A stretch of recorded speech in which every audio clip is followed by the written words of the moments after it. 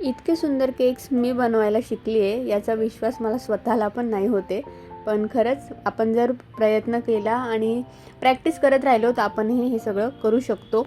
ज्यावेळेस आपण शिकत असतो त्यावेळेस आपल्याला वाटत नाही, पण होऊ शकतं. सो हॅलो एव्हरीवन, आज मी तुमच्यासोबत एक माझा थोडासा ओल्ड व्हिडिओ शेअर करते, ज्यात मी स्टार्टिंगला ज्यावेळेस केक्स बनवायचे ते कसे बनवायचे हे मी तुम्हाला दाखवते आणि काही थोड्याफार टिप्स शेअर करते. चॉकलेट गनाश कसं बनवायचं याची रेसिपी मी याआधी तुमच्यासोबत शेअर केली, तुम्ही व्हिडिओ चेक करू शकता. त्यात मी रेशो वगैरे शेअर केला आहे. हा चॉकलेट केकचा स्पंज आहे आणि स्पंज तुम्ही बघत असाल तर एकदम सॉफ्ट झालेला आहे. मी तुम्हाला आता कट करून पण दाखवते.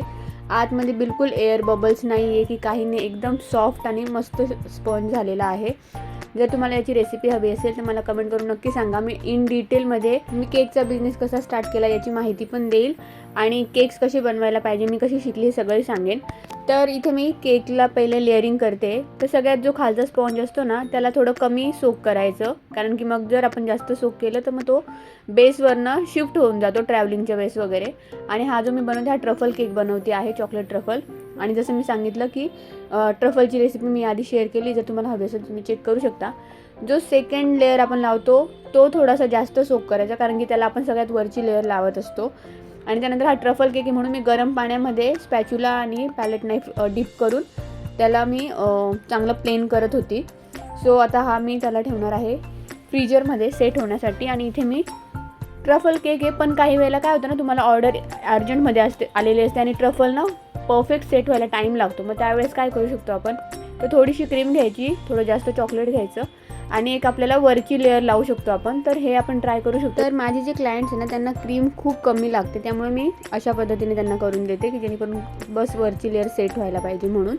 आणि काही वेळेला काय होतं ना, आपण क्रीम जर जास्त व्हिप केली तर त्याच्यामध्ये बबल्स तयार होतात. मग त्यावेळेला काय करू शकतो आपण, तर थोडंसं 2-3 ड्रॉप्स आपण जर पाणीचे त्याच्यावर टाकले ना तर केक जो आहे ना, ती जी क्रीम आहे ना आपली, त्यातले बबल सगळे नॉर्मल होतात आणि बरोबर छान सेट होती. तुम्हाला इन डिटेलमध्ये जर हे सगळ्या माहिती पाहिजे असेल तर मला कमेंट करून नक्की सांगा. मी एक एक टॉपिकवर व्हिडिओ नक्की बनवेल. इथे तुम्हाला दिसत असेल काही ठिकाणी केकचे क्रम्स वगैरे थोडेसे राहिले आहेत किंवा बाहेर आलेला आहे केक. तर ऑब्व्हियसली जे आपण होम बेकर्स असतो आणि जर क्रीम कमी हवी असेल तर ह्यात छोट्या मोठ्या गोष्टी होतात. जे आपण बाहेरनं केक्स आणतो ना त्याच्यामध्ये हे नाही दिसत, कारण की ते लोक भरभरून क्रीम लावत असतात. तुम्ही जर बाहेरचे केक खाल्ले तर तुम्हाला माहितीच असेल त्यात खूप सारी क्रीम असते, स्पंज कमी आणि क्रीम जास्त असते. त्यामुळे या छोट्या मोठ्या मिस्टेक स्टार्टिंगला चालतात. तुमचे जे रिअल क्लायंट बनतात ना त्यांना माहिती असतं तुमचं बनवण्याची पद्धत वगैरे, मग ते सगळं ॲडजस्ट करतात. त्यानंतर केक कसा पॅक करायचा याचा व्हिडिओ पण मी आधी तुमच्यासोबत शेअर केलेला आहे, तर तुम्ही नक्की चेकआउट करा. बाय.